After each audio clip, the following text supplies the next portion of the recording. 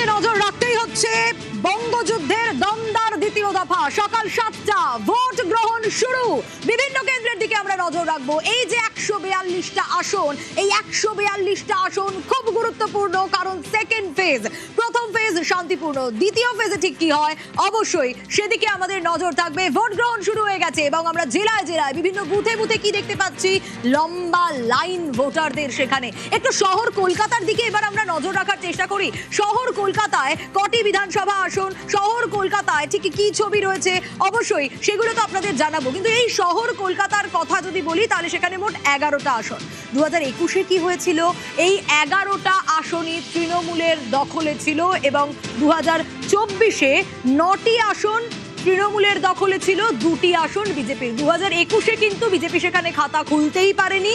আর 2024-এর লোকসভার নিরিখে যদি নজর রাখি তাহলে 9টি আসনে এগিয়েছিল তৃণমূল এবং 2টি আসনে বিজেপি। অবশ্যই নজর থাকবে। এবং শহর কলকাতার কথা যখনই বলা হয় তখন সেখানে নজর থাকে। এবারে তো অবশ্যই নজর আরো বেশি করে রয়েছে ভোটের ভর কেন্দ্র ভবানীপুরের দিকে।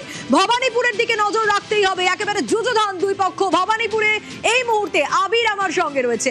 আবির, ভবানীপুরে এই মুহূর্তে তুমি যে বুথের সামনে রয়েছো, এখনকার ছবিটা একটু জানতে চাইবো। দেখো, ভবানীপুর বিধানসভাতে দুটো ছবি দেখাবো। আমি প্রথমত যে বুথে রয়েছি, এই বুথ হচ্ছে রাজ্য রাজনীতির অত্যন্ত আকর্ষণীয় বুথ, কারণ মিত্র ইনস্টিটিউশন, এই বুথে অভিষেক বন্দ্যোপাধ্যায়, মমতা বন্দ্যোপাধ্যায় তারা ভোট দেন। এবং সকাল থেকে এখানেও দেখতে পাওয়া যাচ্ছে যে ভোটারদের যে লাইন তা ইতিমধ্যেই শুরু হয়ে গিয়েছে 7টা বাজার অনেক আগে থেকে, এবং প্রচুর প্রবীণ মানুষ যারা রয়েছেন তাদেরকেও আমরা দেখতে পাচ্ছি। যারা বয়স্কা মানুষজন যারা রয়েছেন তারা উপস্থিত রয়েছেন এবং ভোট গ্রহণ কেন্দ্রকে ঘিরে প্রচুর সংখ্যক কেন্দ্রীয় বাহিনীর যে জওয়ান তারা মোতায়েন রয়েছে। এটি যদি ভবানীপুরের প্রথম ছবি হয়, দ্বিতীয় হচ্ছে ভবানীপুরের বিধানসভা কেন্দ্রের রাস্তার ছবি। একদম প্রত্যেক কটা রাস্তার মোড়ে মোড়ে বিভিন্ন গলির মুখে মুখে কেন্দ্রীয় বাহিনীর জওয়ানরা রয়েছেন। কিউআরটির গাড়ি বিভিন্ন যে গুরুত্বপূর্ণ মোড়ে সেখানে নিয়ে এসে রাখা হয়েছে এবং কোথাও কোনো ধরনের খবর যদি পাওয়া যায় তাহলে তৎক্ষণাৎ এই এলাকার ভবানীপুর বিধানসভার মধ্যে বিভিন্ন জায়গাতে এই কিউআরটির গাড়ি তা বিভিন্ন জায়গাতে পৌঁছে যেতে শুরু করবে। এবং শুধুমাত্র আমি তোমাকে বলছি যে হরিশ মুখার্জি রোডে একদম গুরুদ্বারা থেকে শুরু করে মিত্র ইনস্টিটিউশন পর্যন্তই এই রাস্তাতে প্রায় 4টি মোড়ে, গুরুত্বপূর্ণ মোড়ে এই ধরনের কিউআরটি গাড়ি রাখা হয়েছে এবং প্রত্যেক কটা গলির মোড়ে, রাস্তার মুখে এভাবেই যারা কেন্দ্রীয় বাহিনীর যারা জওয়ানরা রয়েছেন তাদেরকে এখানে বিভিন্ন গুরুত্বপূর্ণ মোড়গুলোতে তাদেরকে রেখে দেওয়া হয়েছে। কিন্তু যেহেতু ভবানীপুরের কথা যখন আসলেই তখন হচ্ছে ভবানীপুর রাজনৈতিক দিক থেকে যেহেতু অত্যন্ত গুরুত্বপূর্ণ, এই বিধানসভা নির্বাচনের ভর কেন্দ্রই হচ্ছে ভবানীপুর। ফলে কত শতাংশ মানুষ ভবানীপুর বিধানসভার কেন্দ্রের মধ্যে তারা ভোটের লাইনে এসে দাঁড়াবেন, তারা ভোট দেবেন, সেটাই এই মুহূর্তে নজরে করার মতো। এবং আরও একবার দেখিয়ে রাখবো যে ভবানীপুরে এই মুহূর্তে মিত্র ইনস্টিটিউশনের সামনে যে ভোটারদের যে লাইন তা চোখে পড়ার মতো রয়েছে। মহিলাদের একেবারে ভোটারদের লাইন চোখে পড়ার মতো দেখতে পাচ্ছি আমরা ভবানীপুরের ছবি। এবং ভোট গ্রহণ ইতিমধ্যেই শুরু হয়ে গেছে। শুধুমাত্র ভবানীপুর নয়, আমরা নজর রাখবো বিভিন্ন প্রান্তের দিকে। শহর কলকাতা মানে যাদবপুরের দিকেও একটু নজর রাখার চেষ্টা করব। সান্নিক রয়েছে আমার সঙ্গে যাদবপুর থেকে। সান্নিকের কাছে যাব। যাদবপুরে এই মুহূর্তে সান্নিক, তুমি যে বুথের সামনে রয়েছে, 7টা বেজে গেছে, ভোট গ্রহণ শুরু হয়ে গেছে। যা ছবি দেখতে পাচ্ছি এখানেও ভোটারদের লম্বা লাইন।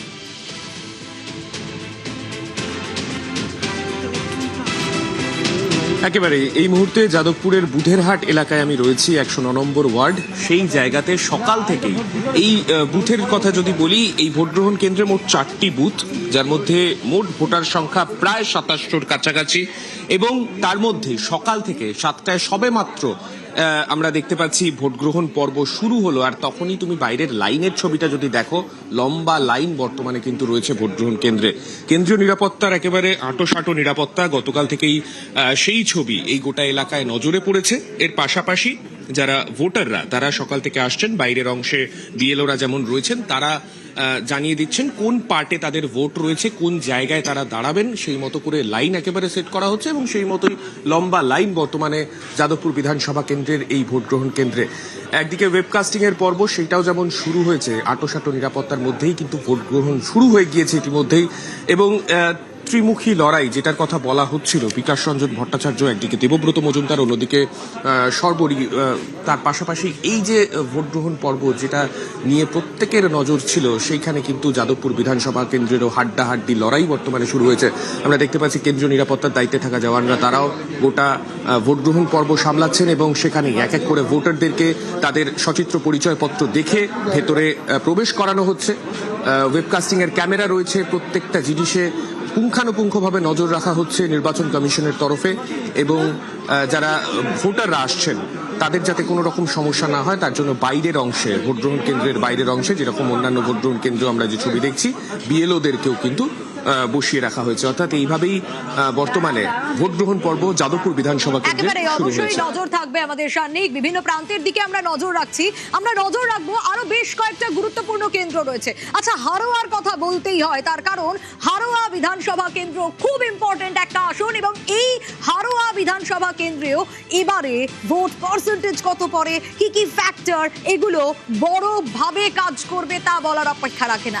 এই হারোয়ার ক্ষেত্রেও কোথায়, কারা আর কিভাবে ভোটাররা ভোট দেবেন, কত পার্সেন্টেজ ভোট পড়বে, এর ওপর কিন্তু অনেক কিছু ডিপেন্ড করবে। কারণ এই হারোয়া বিধানসভা উত্তর 24 পরগনার খুব ইম্পর্টেন্ট। কোথাও গিয়ে কি আইএসএফ ফ্যাক্টর, এই আইএসএফ ফ্যাক্টর কাজ করবে। উত্তর 24 পরগনার দিকে যদি আমরা নজর রাখি, তাহলে উত্তর 24 পরগনায় মোট 33 আসন। সেই 33 আসনের মধ্যে 2021-এ যদি নজর রাখি, 28টি ছিল তৃণমূলের দখলে, 5টি ছিল বিজেপির দখলে। 2024-এর লোকসভার নিরিখে যদি আমরা দেখি, তাহলে সেক্ষেত্রে 25 আসন ছিল তৃণমূলের এবং 8টি আসন ছিল বিজেপির। এবং 2026-এ কি হয় তার জন্য অবশ্যই 4 মের দিকে আমরা নজর রাখবো। কিন্তু আপনাদের উত্তর 24 পরগনা জেলায় মোট কটা আসন, কিভাবে 2021-এর ফলাফল ছিল এবং 2024-এর ফলাফল ছিল, সেদিকে আমরা নজর রেখেছি। এবং এই হারোয়া বিধানসভা কোথাও গিয়ে এখানেও একই ছবি দেখা যাচ্ছে, ভোটারদের লম্বা লাইন। জিয়াউল রয়েছে আমার সঙ্গে। জিয়াউল, ইতিমধ্যেই ভোট গ্রহণ শুরু হয়ে গেছে এবং প্রত্যেকটা জায়গায় আমাদের প্রতিনিধিরা রয়েছেন, এবং সেখান থেকে আমরা একটা ছবি দেখতে পাচ্ছি, সকাল থেকেই ভোটারদের লম্বা লাইন। তুমি এই মুহূর্তে যে বুথের সামনে রয়েছো, সেখানেও তো ছবিটা একই রকম। একদম, দেখো আমি এই মুহূর্তে রয়েছে হারোয়া বিধানসভার একেবারে 44 ও 45 নম্বর বুথে। তুমি দেখতে পাচ্ছ একেবারে লম্বা লাইন। ফলে না হলেও সকাল থেকে এখন জাস্ট সকাল 7টা 7 হয়েছে, ফলে দেখতেই পাচ্ছ ভোটারদের যে উৎসাহ, এবং সেই উৎসাহে কিন্তু লম্বা লাইন, প্রচুর মানুষ কিন্তু এই মুহূর্তে ভোটাররা তারা ভোট গ্রহণ প্রক্রিয়া করতে শুরু হয়েছে। ফলে এই মুহূর্তে কিন্তু উত্তর 24 পরগনা জেলায় অর্থাৎ প্রায় 13,96,466 জন কিন্তু ভোটার, তার মধ্যে 6,61,567 জন কিন্তু মহিলা, এবং এই এলাকায় কিন্তু অতি স্পর্শকাতর 900-র বেশি কিন্তু স্পর্শকাতর বুথ হিসেবে চিহ্নিত হচ্ছে এই নর্থ 24 পরগনা জেলা। ফলে তুমি দেখতেই পাচ্ছ, ফলে সকাল থেকে কিন্তু মানুষের তারা ভোট প্রক্রিয়া অর্থাৎ গণতান্ত্রিক প্রক্রিয়া সব থেকে বড় উৎসব, সেই উৎসবে সামিল হতেই কিন্তু এই মুহূর্তে মানুষ তারা কিন্তু এসছেন। কিন্তু এখনো পর্যন্ত এই বুথে কিন্তু এখনো পর্যন্ত ভোট প্রক্রিয়া শুরু হয়নি।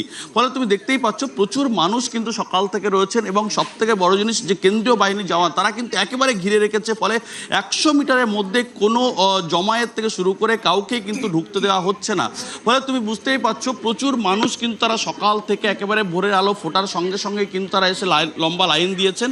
ফলে এই মুহূর্তে, এবং বয়স্কদের জন্য, যারা বয়স্কদের জন্য সেখানে কিন্তু বসার ব্যবস্থাও করা হয়েছে, যাতে কোনো সমস্যা না হয়, দীর্ঘক্ষণ দাঁড়িয়ে না থাকতে হয়। তখন যেভাবে লম্বা লাইন দেওয়া রয়েছে, তার জন্য প্রচুর মানুষ কিন্তু ইতিমধ্যে সকাল থেকে তারা এসছেন, এবং সব থেকে বিএলও তারাও কিন্তু বাইরে রয়েছেন, যে সমস্ত ভোটাররা ভোট প্রক্রিয়ায় ভোট দেবেন, তারাও সে সমস্ত কাগজপত্র কিন্তু এখান থেকে দেখিয়ে তারপরেই কিন্তু একেবারে বুথের কাছে আসতে হচ্ছে।